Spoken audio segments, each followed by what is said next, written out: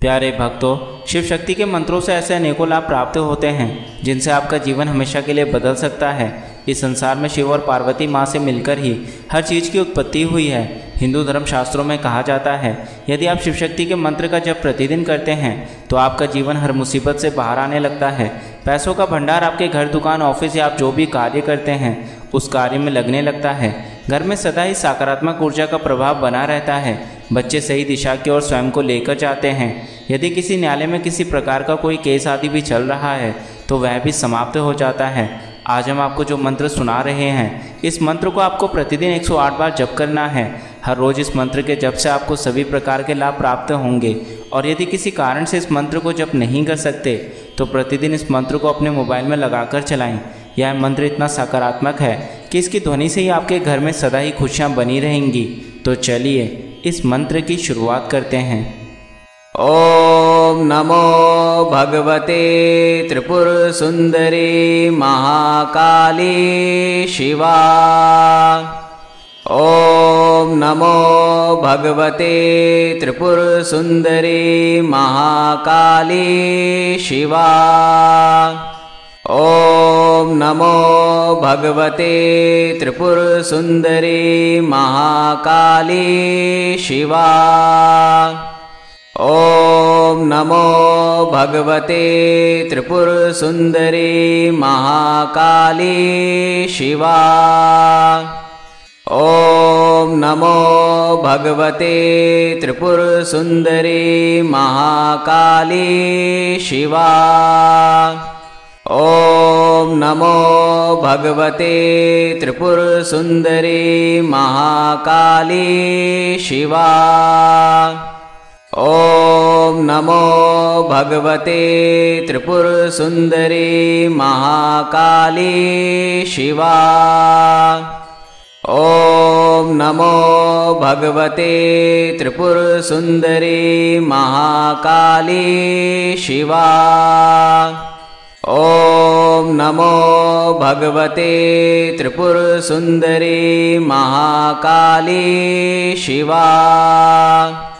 ओम नमो भगवते त्रिपुर सुंदरी महाकाली शिवा। ओम नमो भगवते त्रिपुर सुंदरी महाकाली शिवा। ओम नमो भगवते त्रिपुर सुंदरी महाकाली शिवा।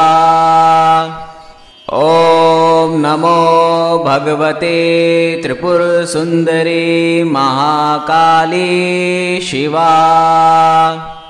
ओम नमो भगवते त्रिपुर सुंदरी महाकाली शिवा। ओम नमो भगवते त्रिपुर सुंदरी महाकाली शिवा। ओम नमो भगवते त्रिपुर सुंदरी महाकाली शिवा। ओम नमो भगवते त्रिपुर सुंदरी महाकाली शिवा।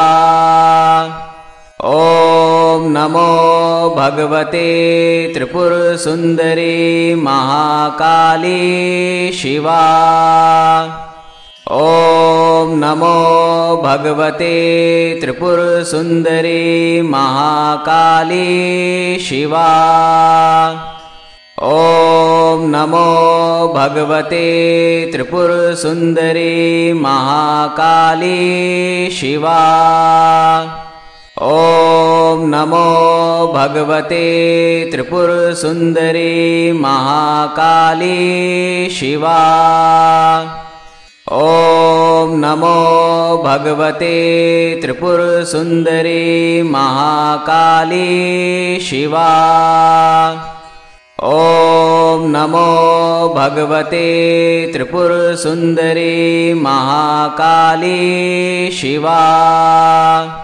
ओम नमो भगवते त्रिपुर सुंदरी महाकाली शिवा।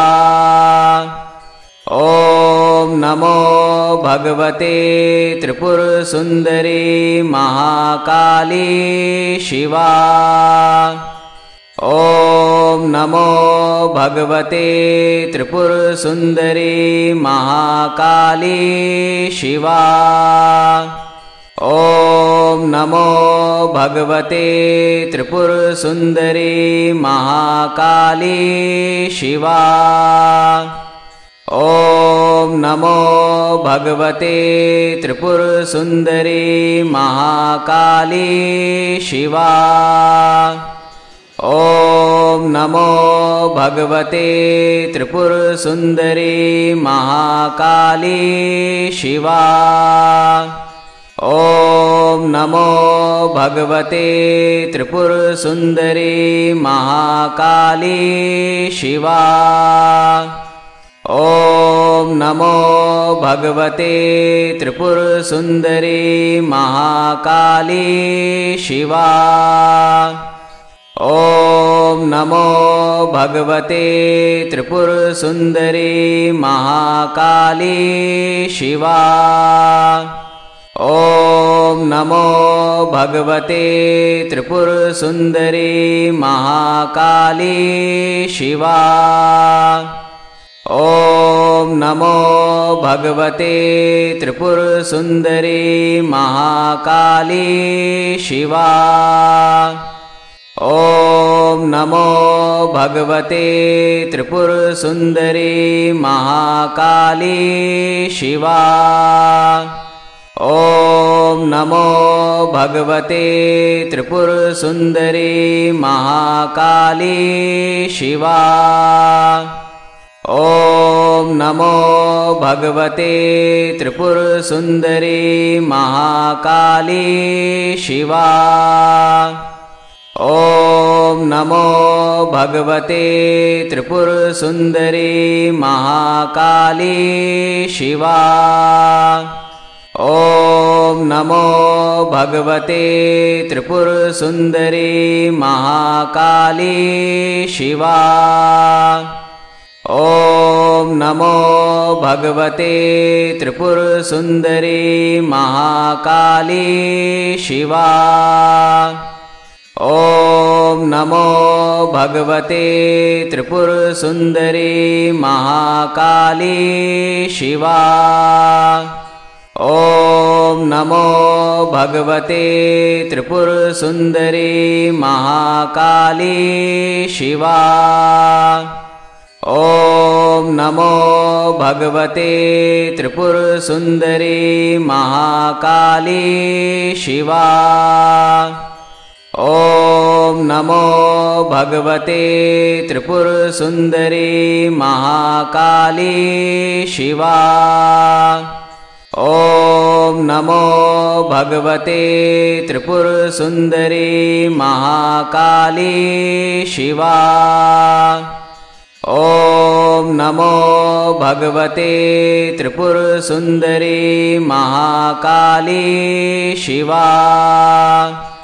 ॐ नमो भगवते त्रिपुरसुन्दरी महाकाली शिवा। ॐ नमो भगवते त्रिपुरसुन्दरी महाकाली शिवा। ॐ नमो भगवते त्रिपुरसुन्दरी महाकाली शिवा। ॐ नमो भगवते त्रिपुरसुन्दरी महाकाली शिवा। ॐ नमो भगवते त्रिपुरसुन्दरी महाकाली शिवा।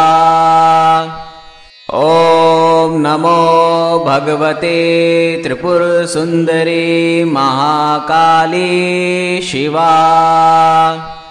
ॐ नमो भगवते त्रिपुरसुन्दरी महाकाली शिवा। ॐ नमो भगवते त्रिपुरसुन्दरी महाकाली शिवा। ॐ नमो भगवते त्रिपुरसुन्दरी महाकाली शिवा। ॐ नमो भगवते त्रिपुरसुन्दरी महाकाली शिवा। ॐ नमो भगवते त्रिपुरसुन्दरी महाकाली शिवा। ॐ नमो भगवते त्रिपुरसुन्दरी महाकाली शिवा। ॐ नमो भगवते त्रिपुरसुन्दरी महाकाली शिवा। ॐ नमो भगवते त्रिपुरसुन्दरी महाकाली शिवा। ॐ नमो भगवते त्रिपुरसुन्दरी महाकाली शिवा।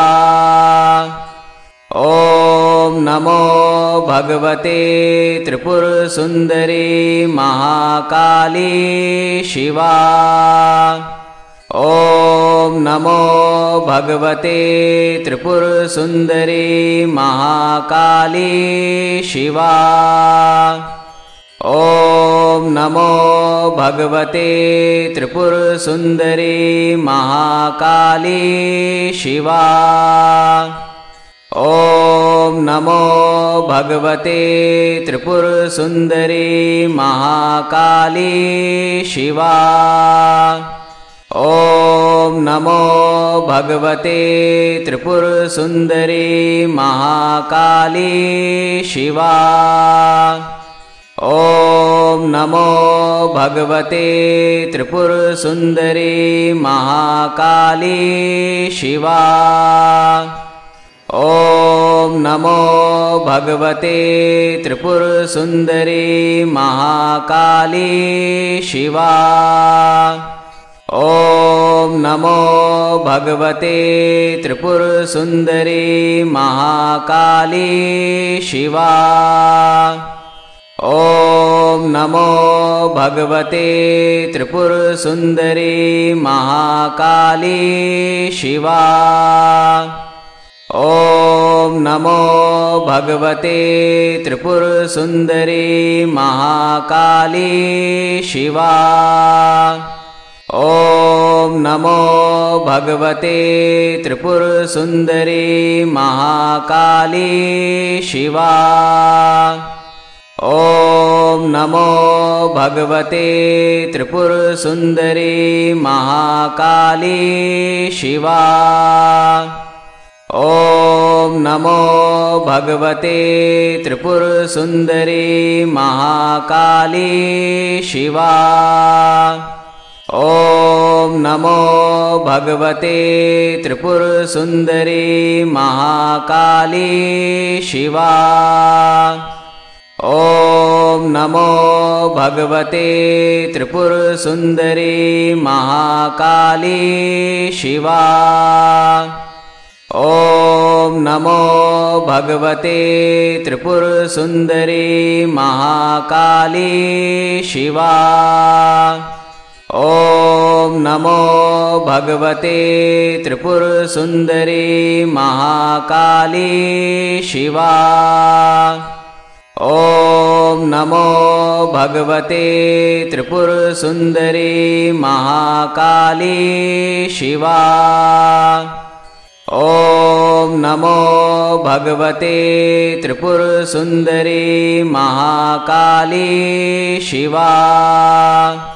ॐ नमो भगवते त्रिपुरसुन्दरी महाकाली शिवा। ॐ नमो भगवते त्रिपुरसुन्दरी महाकाली शिवा। ॐ नमो भगवते त्रिपुरसुन्दरी महाकाली शिवा। ॐ नमो भगवते त्रिपुरसुन्दरी महाकाली शिवा। ॐ नमो भगवते त्रिपुरसुन्दरी महाकाली शिवा। ॐ नमो भगवते त्रिपुरसुन्दरी महाकाली शिवा। ॐ नमो भगवते त्रिपुरसुन्दरी महाकाली शिवा।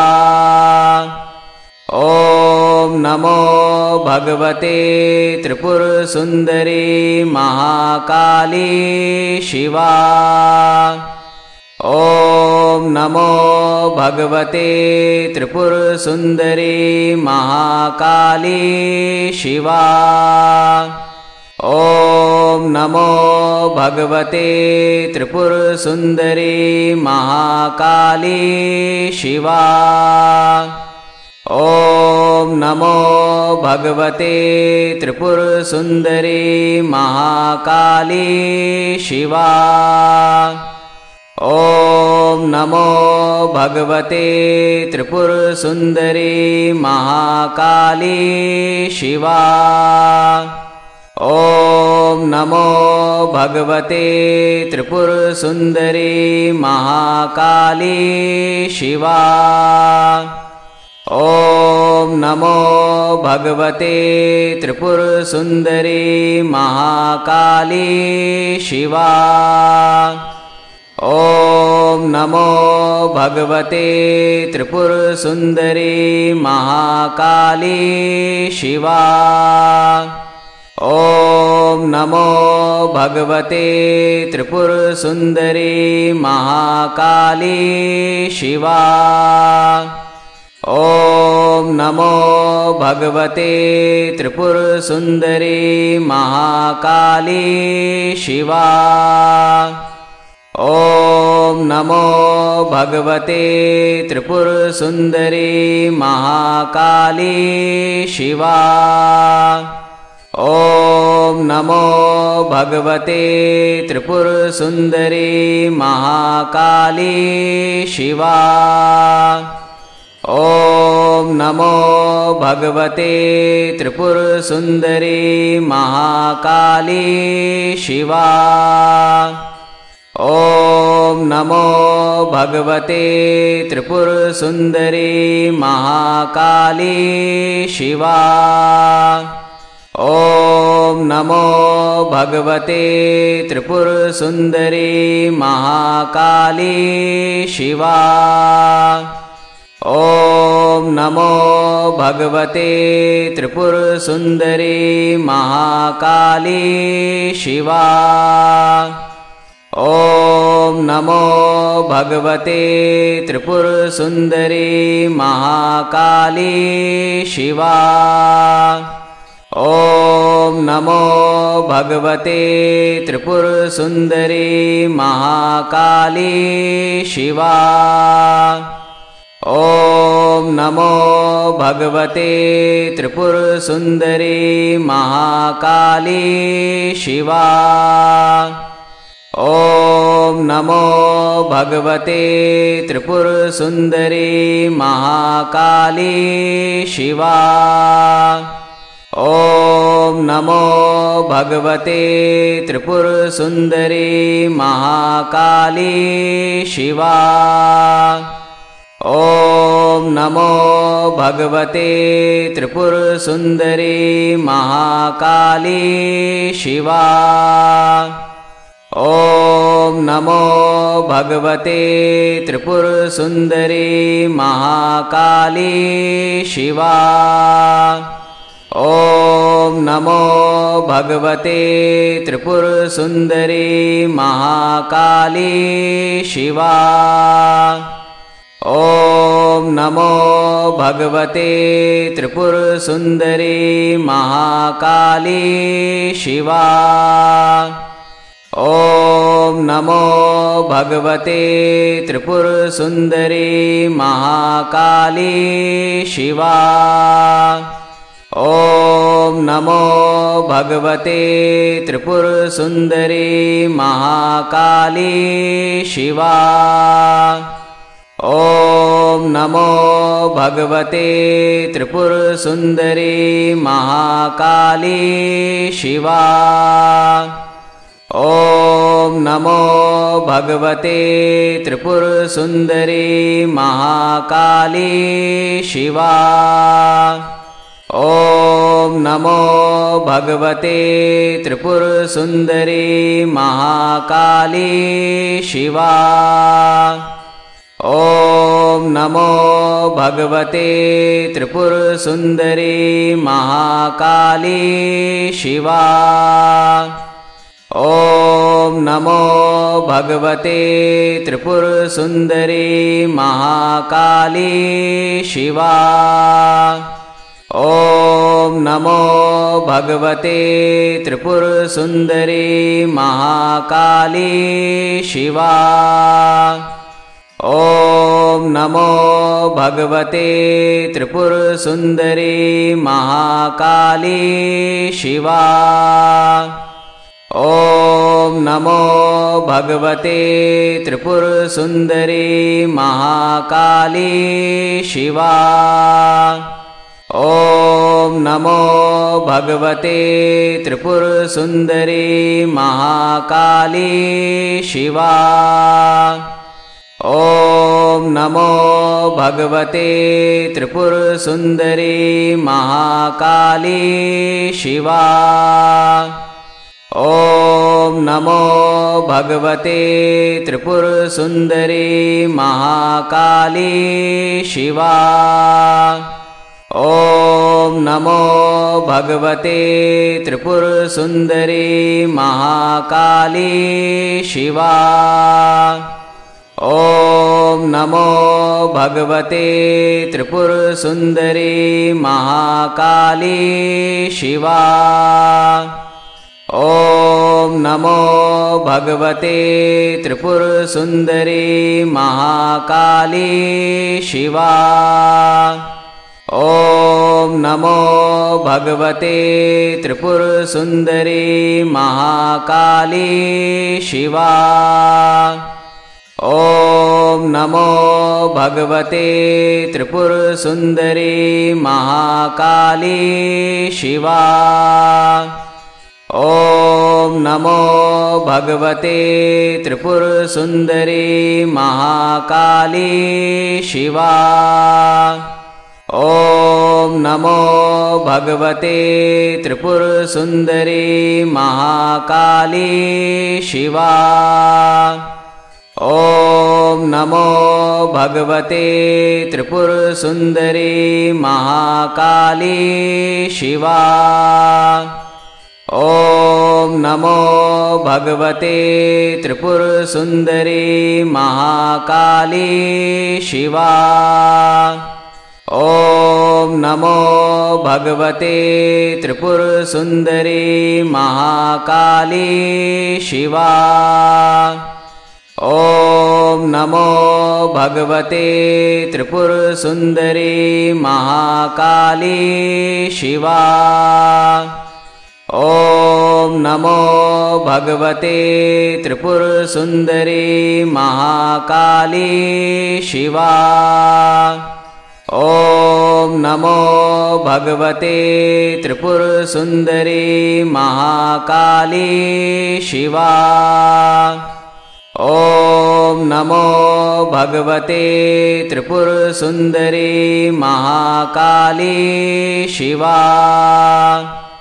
ॐ नमो भगवते त्रिपुरसुन्दरी महाकाली शिवा। ॐ नमो भगवते त्रिपुरसुन्दरी महाकाली शिवा।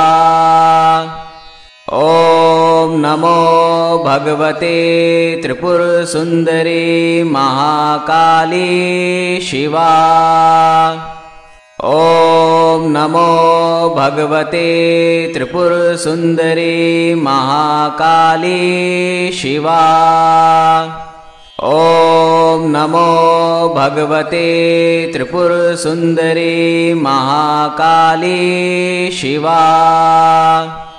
ॐ नमो भगवते त्रिपुरसुन्दरी महाकाली शिवा। ॐ नमो भगवते त्रिपुरसुन्दरी महाकाली शिवा। ॐ नमो भगवते त्रिपुरसुन्दरी महाकाली शिवा। ॐ नमो भगवते त्रिपुरसुन्दरी महाकाली शिवा।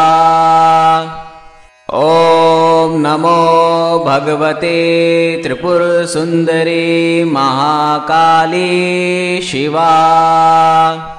ॐ नमो भगवते त्रिपुरसुन्दरी महाकाली शिवा।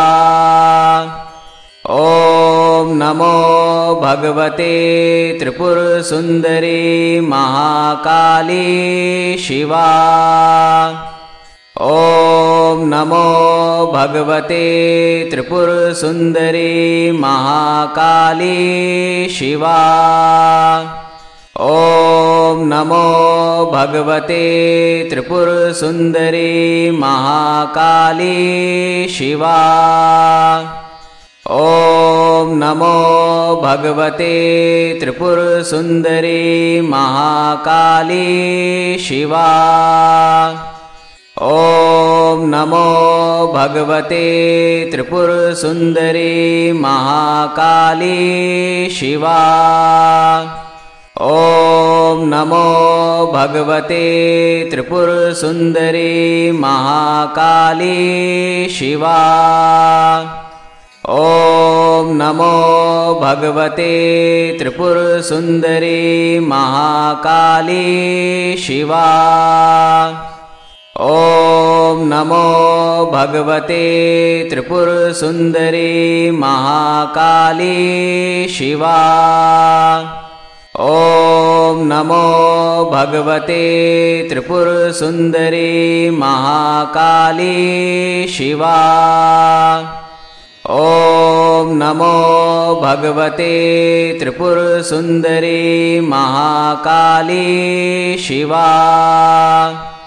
ॐ नमो भगवते त्रिपुरसुन्दरी महाकाली शिवा।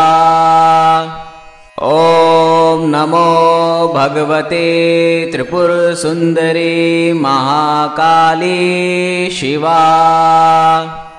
ॐ नमो भगवते त्रिपुरसुन्दरी महाकाली शिवा। ॐ नमो भगवते त्रिपुरसुन्दरी महाकाली शिवा। ॐ नमो भगवते त्रिपुरसुन्दरी महाकाली शिवा। ॐ नमो भगवते त्रिपुरसुन्दरी महाकाली शिवा। ॐ नमो भगवते त्रिपुरसुन्दरी महाकाली शिवा। ॐ नमो भगवते त्रिपुरसुन्दरी महाकाली शिवा। ॐ नमो भगवते त्रिपुरसुन्दरी महाकाली शिवा। ॐ नमो भगवते त्रिपुरसुन्दरी महाकाली शिवा। ॐ नमो भगवते त्रिपुरसुन्दरी महाकाली शिवा। ॐ नमो भगवते त्रिपुरसुन्दरी महाकाली शिवा। ॐ नमो भगवते त्रिपुरसुन्दरी महाकाली शिवा। ॐ नमो भगवते त्रिपुरसुन्दरी महाकाली शिवा। ॐ नमो भगवते त्रिपुरसुन्दरी महाकाली शिवा। ॐ नमो भगवते त्रिपुरसुन्दरी महाकाली शिवा। ॐ नमो भगवते त्रिपुरसुन्दरी महाकाली शिवा। ॐ नमो भगवते त्रिपुरसुन्दरी महाकाली शिवा। ॐ नमो भगवते त्रिपुरसुन्दरी महाकाली शिवा। ॐ नमो भगवते त्रिपुरसुन्दरी महाकाली शिवा। ॐ नमो भगवते त्रिपुरसुन्दरी महाकाली शिवा। ॐ नमो भगवते त्रिपुरसुन्दरी महाकाली शिवा। ॐ नमो भगवते त्रिपुरसुन्दरी महाकाली शिवा। ॐ नमो भगवते त्रिपुरसुन्दरी महाकाली शिवा। ॐ नमो भगवते त्रिपुरसुन्दरी महाकाली शिवा। ॐ नमो भगवते त्रिपुरसुन्दरी महाकाली शिवा। ॐ नमो भगवते त्रिपुरसुन्दरी महाकाली शिवा। ॐ नमो भगवते त्रिपुरसुन्दरी महाकाली शिवा। ॐ नमो भगवते त्रिपुरसुन्दरी महाकाली शिवा। ॐ नमो भगवते त्रिपुरसुन्दरी महाकाली शिवा। ॐ नमो भगवते त्रिपुरसुन्दरी महाकाली शिवा। ॐ नमो भगवते त्रिपुरसुन्दरी महाकाली शिवा। ॐ नमो भगवते त्रिपुरसुन्दरी महाकाली शिवा। ॐ नमो भगवते त्रिपुरसुन्दरी महाकाली शिवा। ॐ नमो भगवते त्रिपुरसुन्दरी महाकाली शिवा। ॐ नमो भगवते त्रिपुरसुन्दरी महाकाली शिवा। ॐ नमो भगवते त्रिपुरसुन्दरी महाकाली शिवा। ॐ नमो भगवते त्रिपुरसुन्दरी महाकाली शिवा। ॐ नमो भगवते त्रिपुरसुन्दरी महाकाली शिवा। ॐ नमो भगवते त्रिपुरसुन्दरी महाकाली शिवा। ॐ नमो भगवते त्रिपुरसुन्दरी महाकाली शिवा। ॐ नमो भगवते त्रिपुरसुन्दरी महाकाली शिवा।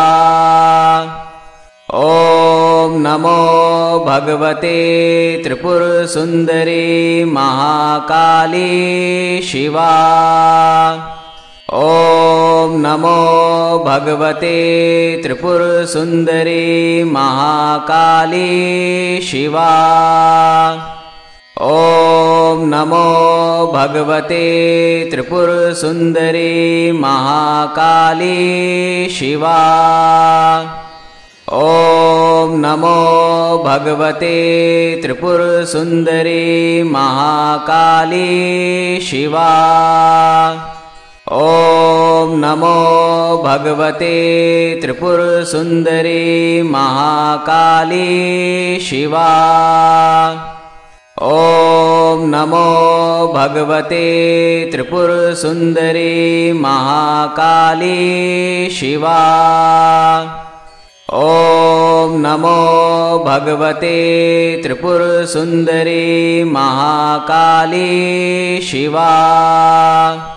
ॐ नमो भगवते त्रिपुरसुन्दरी महाकाली शिवा। ॐ नमो भगवते त्रिपुरसुन्दरी महाकाली शिवा। ॐ नमो भगवते त्रिपुरसुन्दरी महाकाली शिवा। ॐ नमो भगवते त्रिपुरसुन्दरी महाकाली शिवा। ॐ नमो भगवते त्रिपुरसुन्दरी महाकाली शिवा।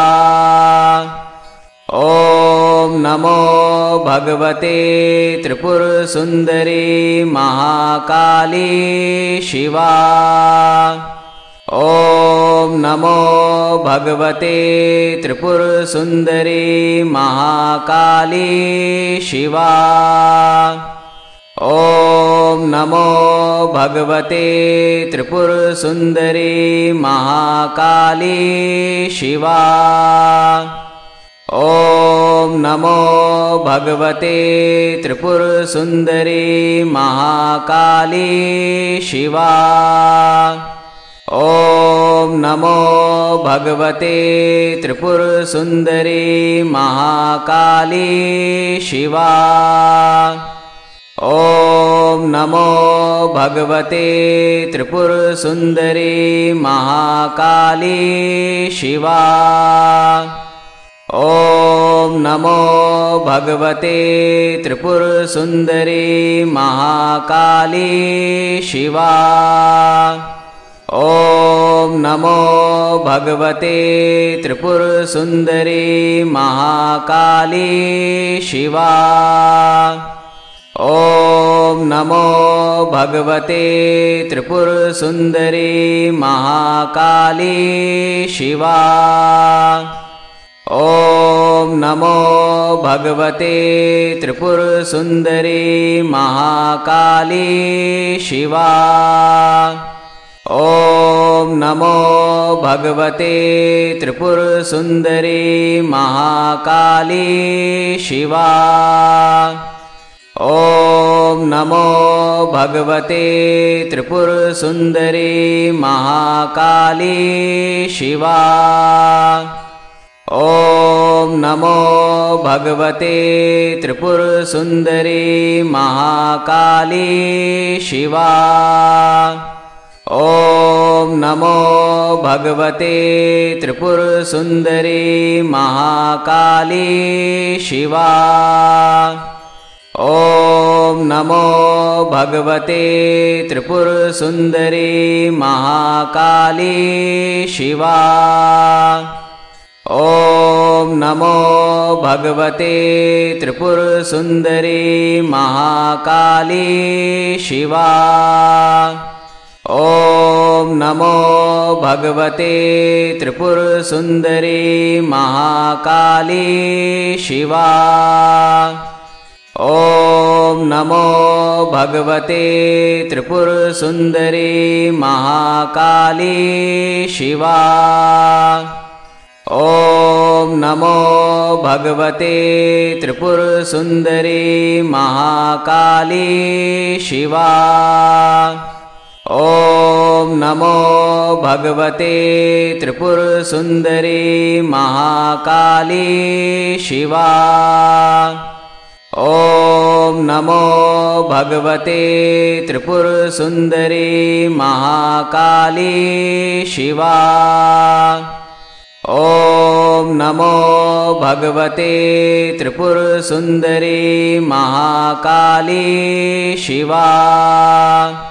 ॐ नमो भगवते त्रिपुरसुन्दरी महाकाली शिवा। ॐ नमो भगवते त्रिपुरसुन्दरी महाकाली शिवा।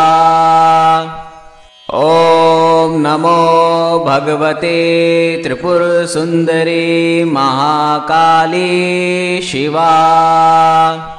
ॐ नमो भगवते त्रिपुरसुन्दरी महाकाली शिवा। ॐ नमो भगवते त्रिपुरसुन्दरी महाकाली शिवा। ॐ नमो भगवते त्रिपुरसुन्दरी महाकाली शिवा।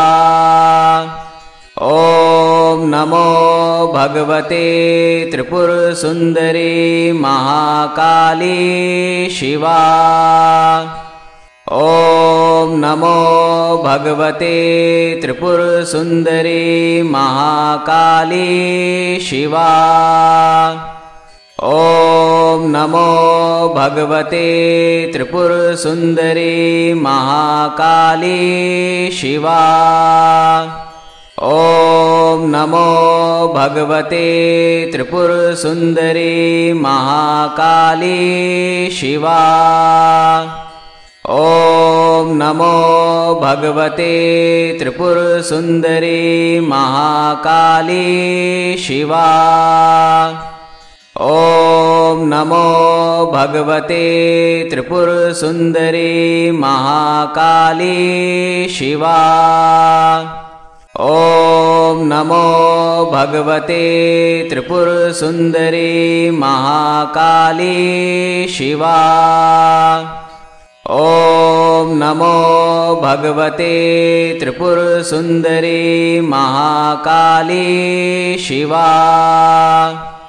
ॐ नमो भगवते त्रिपुरसुन्दरी महाकाली शिवा। ॐ नमो भगवते त्रिपुरसुन्दरी महाकाली शिवा। ॐ नमो भगवते त्रिपुरसुन्दरी महाकाली शिवा। ॐ नमो भगवते त्रिपुरसुन्दरी महाकाली शिवा। ॐ नमो भगवते त्रिपुरसुन्दरी महाकाली शिवा। ॐ नमो भगवते त्रिपुरसुन्दरी महाकाली शिवा। ॐ नमो भगवते त्रिपुरसुन्दरी महाकाली शिवा। ॐ नमो भगवते त्रिपुरसुन्दरी महाकाली शिवा। ॐ नमो भगवते त्रिपुरसुन्दरी महाकाली शिवा। ॐ नमो भगवते त्रिपुरसुन्दरी महाकाली शिवा। ॐ नमो भगवते त्रिपुरसुन्दरी महाकाली शिवा।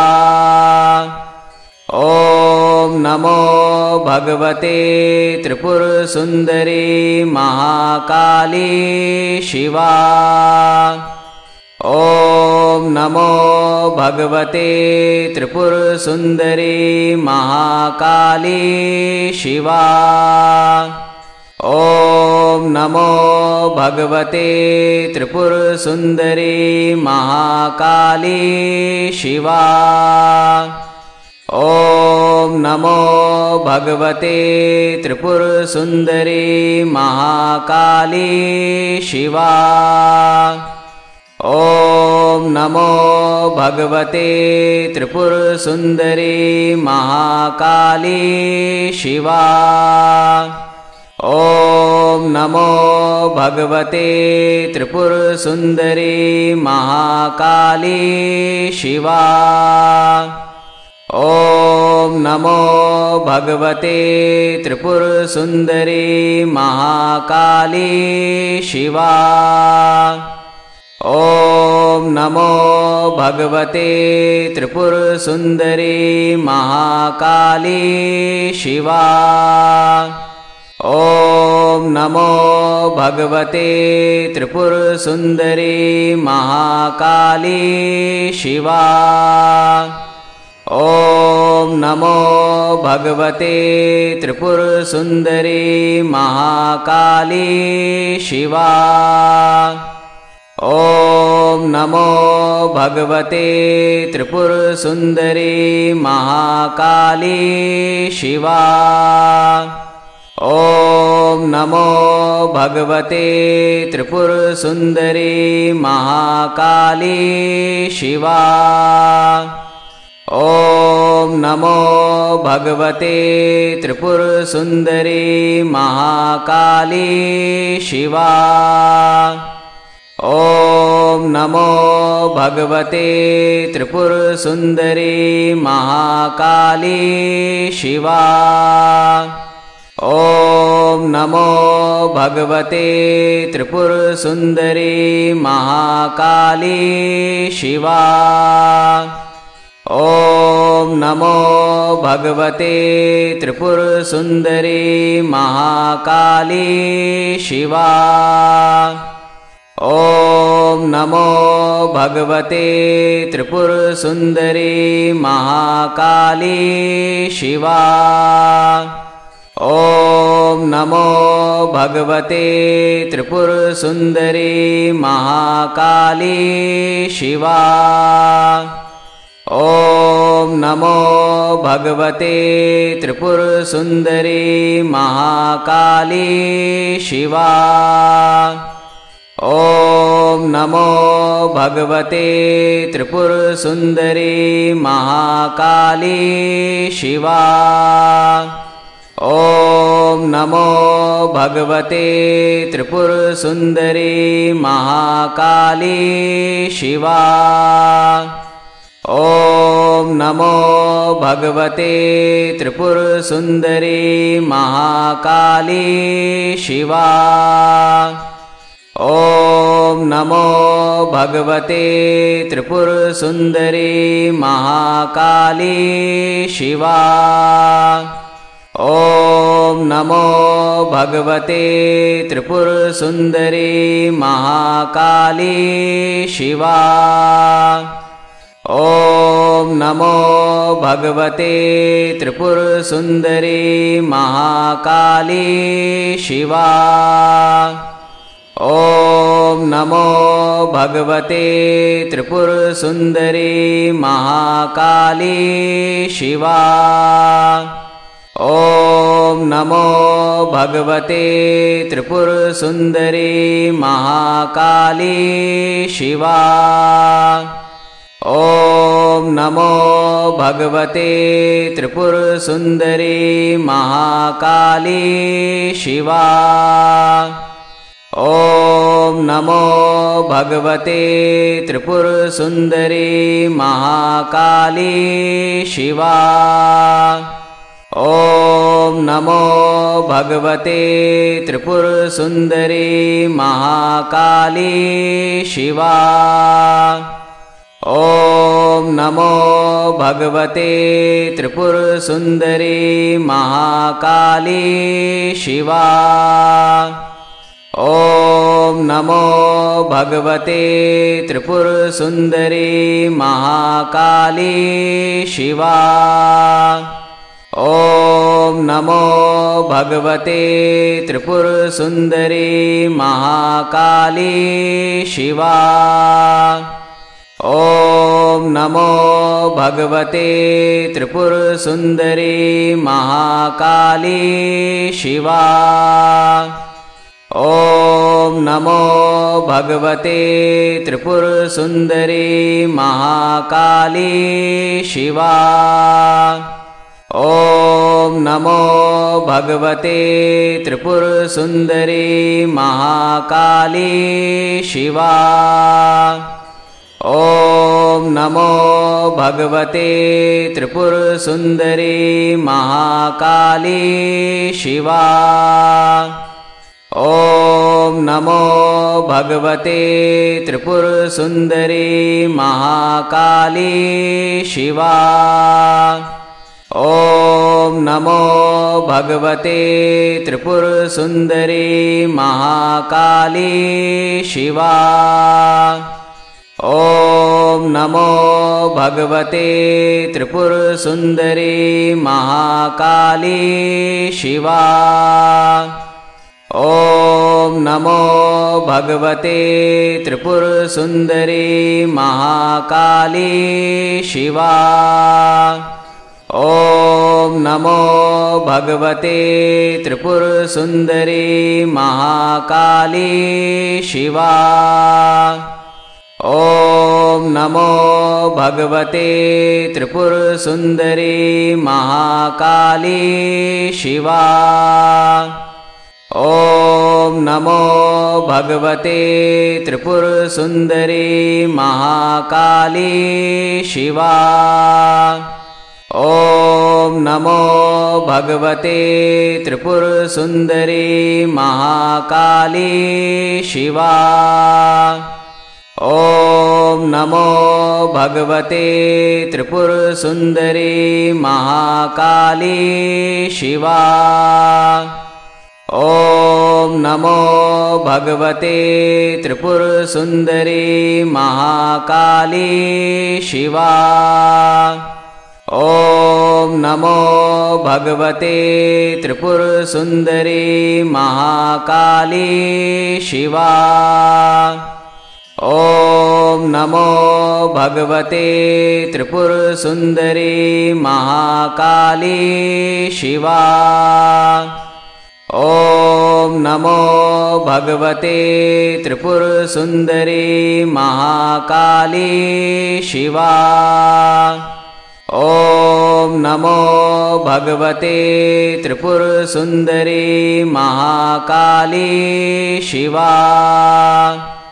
ॐ नमो भगवते त्रिपुरसुन्दरी महाकाली शिवा। ॐ नमो भगवते त्रिपुरसुन्दरी महाकाली शिवा। ॐ नमो भगवते त्रिपुरसुन्दरी महाकाली शिवा। ॐ नमो भगवते त्रिपुरसुन्दरी महाकाली शिवा। ॐ नमो भगवते त्रिपुरसुन्दरी महाकाली शिवा। ॐ नमो भगवते त्रिपुरसुन्दरी महाकाली शिवा। ॐ नमो भगवते त्रिपुरसुन्दरी महाकाली शिवा। ॐ नमो भगवते त्रिपुरसुन्दरी महाकाली शिवा। ॐ नमो भगवते त्रिपुरसुन्दरी महाकाली शिवा। ॐ नमो भगवते त्रिपुरसुन्दरी महाकाली शिवा। ॐ नमो भगवते त्रिपुरसुन्दरी महाकाली शिवा। ॐ नमो भगवते त्रिपुरसुन्दरी महाकाली शिवा। ॐ नमो भगवते त्रिपुरसुन्दरी महाकाली शिवा। ॐ नमो भगवते त्रिपुरसुन्दरी महाकाली शिवा। ॐ नमो भगवते त्रिपुरसुन्दरी महाकाली शिवा। ॐ नमो भगवते त्रिपुरसुन्दरी महाकाली शिवा। ॐ नमो भगवते त्रिपुरसुन्दरी महाकाली शिवा। ॐ नमो भगवते त्रिपुरसुन्दरी महाकाली शिवा। ॐ नमो भगवते त्रिपुरसुन्दरी महाकाली शिवा। ॐ नमो भगवते त्रिपुरसुन्दरी महाकाली शिवा। ॐ नमो भगवते त्रिपुरसुन्दरी महाकाली शिवा। ॐ नमो भगवते त्रिपुरसुन्दरी महाकाली शिवा। ॐ नमो भगवते त्रिपुरसुन्दरी महाकाली शिवा। ॐ नमो भगवते त्रिपुरसुन्दरी महाकाली शिवा। ॐ नमो भगवते त्रिपुरसुन्दरी ॐ नमो भगवते त्रिपुरसुन्दरी महाकाली शिवा।